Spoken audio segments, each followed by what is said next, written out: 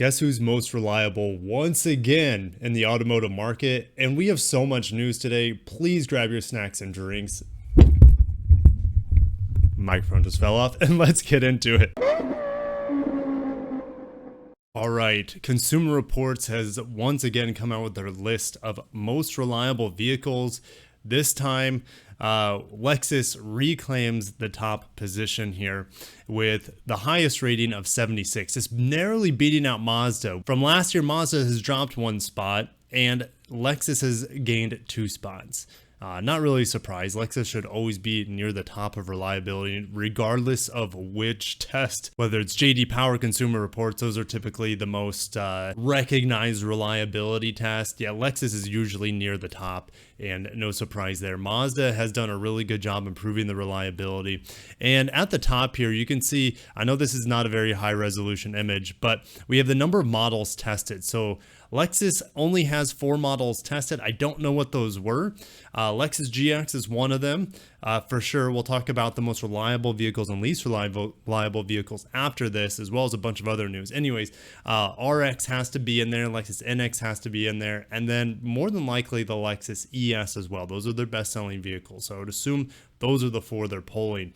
Mazda with a larger sample size, and Toyota with a larger sample size as well. And Infiniti rounding out the top 4. Buick sneaks in as kind of the only North American, or should I say domestic brand in the top 10, because Mini rounds out the top 10. That's kind of a surprise. Mini is notorious for not being very reliable and very expensive to fix. Nissan is in there, Acura is in there, Subaru, Honda. So the Japanese really are taking it to the entire industry. And then just below Mini, we have Hyundai, and somehow Kia's all the way down at 19. They should be neck and neck, like Toyota, like Lexus, because I know one's not a luxury brand, but you know what I'm saying. And Genesis should be fairly high as well, but it is a newer brand. They just came out with new models, so I understand that maybe the GV80 and the GV70 could be having some issues. With an NA next to them, this is their first year in the test, and same thing with Acura. Interestingly, they weren't in this list. They didn't have enough sample sizes, I guess. Tesla way down here at the bottom, and that has not changed since last year. So they're still dead last in terms of reliability. People still love their Teslas. I guess they just have a higher tolerance with dealing with crappily built cars from time to time. What do you guys think about that? Jeep, no surprise, down at the bottom. Volkswagen, kind of the bottom of the heap with Mercedes-Benz. Volvo down there at the bottom. They have one of the least reliable vehicles, which is kind of surprising, but we'll go over that. And feel free to pause because I'm going to move on from here and we're going to go to the individual models that are tested for reliability. Here we go. Most reliable on the left. Lexus GX got a perfect score of 100. Doesn't really come as a surprise. The vehicle's old as hell. Yes, it's got a refresh in 2020 and then another refresh for 2022, finally bringing Apple CarPlay, Android Auto, touchscreen into there.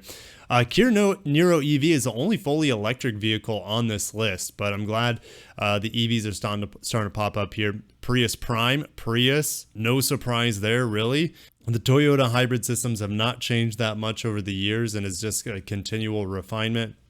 Cadillac XTS is very interesting because that car was discontinued with the 2019 model year being the last model year. So this car shouldn't even be on the list because it's discontinued. Anyways, I don't know. Maybe they're just throwing Cadillac a bone here. MX-5 Miata is generally considered really reliable. They do have some transmission issues from what I've heard, but obviously it's not a widespread issue enough for them to drop out of Consumer Reports most reliable. Honda Insight, Honda's hybrid technology is also very reliable. Toyota Highlander up there, Subaru Crosstrek, Mazda CX-9. If you get the trend, guys, the Japanese are number 1 in reliability. We had a couple non-Japanese cars in the top 10, Kia Niro EV, and that is a very low volume selling car. Same thing with the Cadillac XTS here. The rest of these Japanese cars that made the list are fairly high volume. Even the Lexus GX is pretty high volume vehicle. Least reliable cars. So you have the Subaru Crosstrek over here, most reliable. Subaru Ascent as the number 1 least reliable vehicle. They have all sorts of issues with the powertrain on the Subaru Ascent in the past few years, especially when it launched. Chrysler Pacifica, my mother and father-in-law just got a Chrysler Pacifica 2017 model year. They're really nice vans. Maybe this is also keeping in account the plug-in hybrid Pacifica, which I've heard really bad things about. Even though I want a plug-in hybrid minivan, I'm never going to buy a Chrysler for obvious reasons.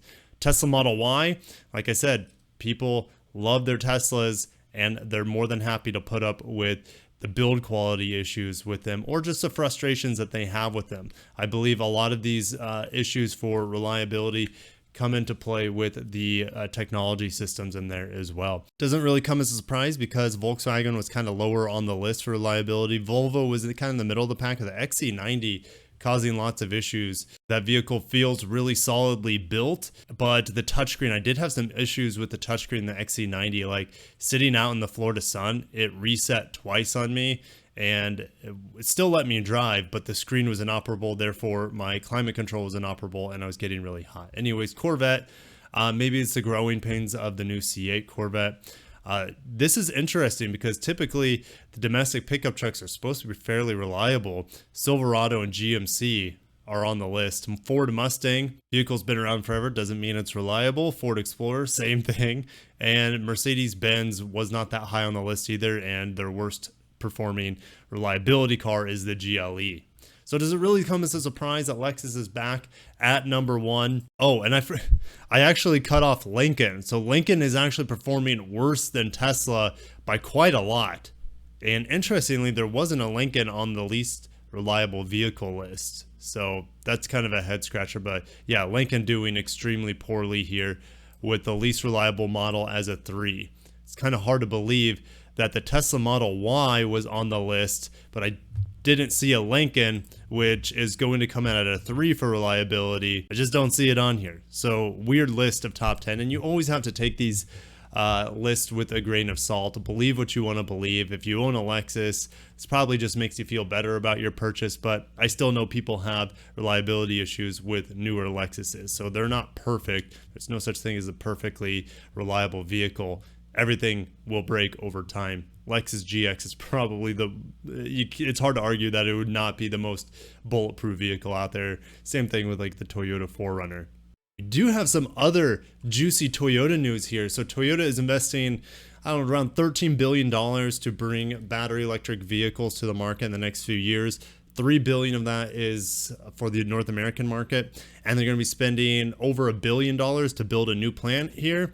We don't have any information on it, but Automotive News is a very reliable source of information, and they are saying their sources are claiming North Carolina is going to be the first U.S. battery plant for Toyota, and it's expected to partner with Panasonic with their joint venture Prime Planet Energy and Solutions. So it'll be in Greensboro on the outskirts, and they're saying the factory would be the anchor tenant in an industrial park called the Greensboro Randolph Megasite. But that's about all the news here. They're kind of recapping Toyota's commitment to electric vehicles, Ford and SK Innovation teaming up, which is a Korean battery maker. And they just keep on going on about the pledges that Toyota and these other companies are making to invest in battery electric vehicles. They also go into the politics going on right now with EV credits for unionized built vehicles, which is really, really shady stuff.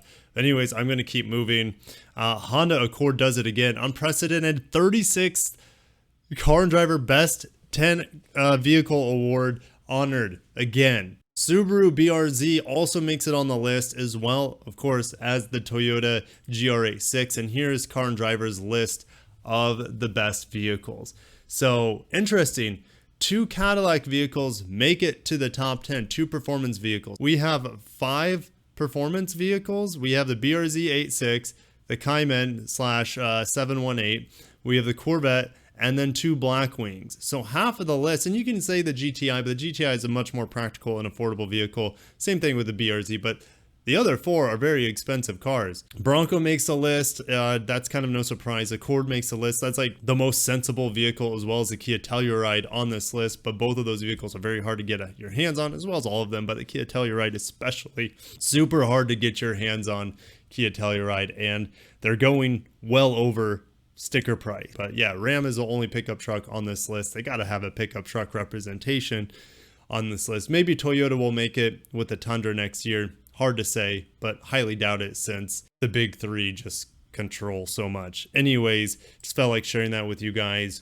If you like the Nissan Rogue, I did when I tested the Platinum, which there's a lot to like with a fully loaded car. But anyways, really like the new Rogue. They are ditching the naturally aspirated 4-cylinder for an all-new 1.5 liter turbo engine. And this thing is going to provide best-in-class fuel economy, 33 miles per gallon. They are building this in Littered, Tennessee, and this thing will have 201 horsepower and 225 pound-feet of torque. To give you an idea, the 1.5 liter 4-cylinder in the Civic Si that I just drove, and I'm still in California if you can't tell, is 200 horsepower and 192 pound-feet of torque. So this little 3-cylinder is out-punching Honda's force-induced 1.5 liter 4-cylinder. And yes, it's a variable compression turbo similar to the 2 liter VC turbo we see in the top of the line Altima, we see in the QX50, QX55, and there's probably some others that are just not coming to mind right now. But it's pretty cool. We've heard about them playing with this 1.5 liter turbo 3-cylinder, and it's coming 2022 model year. Anyways, lastly, we have pricing on the 2023 Nissan Ariya. And damn, it is expensive. They're going to offer 3 front-wheel drive models. Let's just get into this graph here because this is going to help us out the most here. 3 front-wheel drive models starting at $46,000. Let's just round up because destination is nearly $1,200. So yes, it's being imported from Japan, of course. So just add about $1,000 to everything you see here. So essentially $47,000 for the base front-wheel drive Ariya. They all have an 87 kilowatt-hour battery pack, which is pretty big. My walk around on the BZ4X from Toyota this week is a 71 kilowatt-hour battery. So it's almost like adding a RAV4 Prime's battery pack on top of the BZ4X's. And that is going to get them some solid range on this base model, 300 miles of range. 238 horsepower is enough for everyone, especially when it's electrified. And what's interesting is that it has more horsepower than torque. You don't see that very often on electric motors, but Nissan has preferred to go the more horsepower over torque route in here, which is interesting.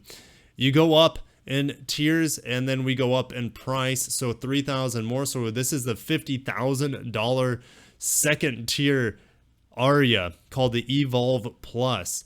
No more horsepower compared to the base, no more torque. Range goes down as there's more equipment, probably bigger wheels. Then we go to the Premier, which is the top of the line front wheel drive, same powertrain, up to 285 miles of range. Again, just more features even on top of the Evolve Plus, but now we're talking 53, so $8,000 more than the base model. Yikes. And it's the same power, so it's like, man, I wish we got a little bit more juice out of this thing for $8,000 more. But if you want the top of the line, it's only $5,000 more only, but it's $5,000 more than the top of the line front wheel drive, and you get 150 more horsepower. I mean, this to me makes the most sense in terms of your investment, even though it is by far the most. It's a $60,000 electric vehicle. As you guys know, electric cars are exceedingly expensive if you want one with decent range and decent power and decent build quality. Yeah, this thing is going to go toe to toe with like the Mach-E, as well as a Tesla Model Y and their high performance tiers with 389 horsepower. But you can see that the torque has been amped up here. So that rear motor is much more torquey compared to this front wheel drive motor, which it still has that front wheel drive motor. It's just adding an additional rear motor here, a very torquey one at that. And our miles of range are going to go down to 265 because of the added weight of the extra motor. But only 20 miles of range difference and 150 horsepower difference and a massive 220 pound-feet of torque difference. Like, to me, I don't know. This one would make the most sense if I was dropping $48,000 to $60,000 on a new Ariya. I would probably just pay $12,000 more and get the ridiculously powerful, nearly 400 horsepower variant. But I'm going to end it there, guys. Most reliable: Lexus, Mazda, Toyota, as well as a bunch of other Japanese automakers in the top 10.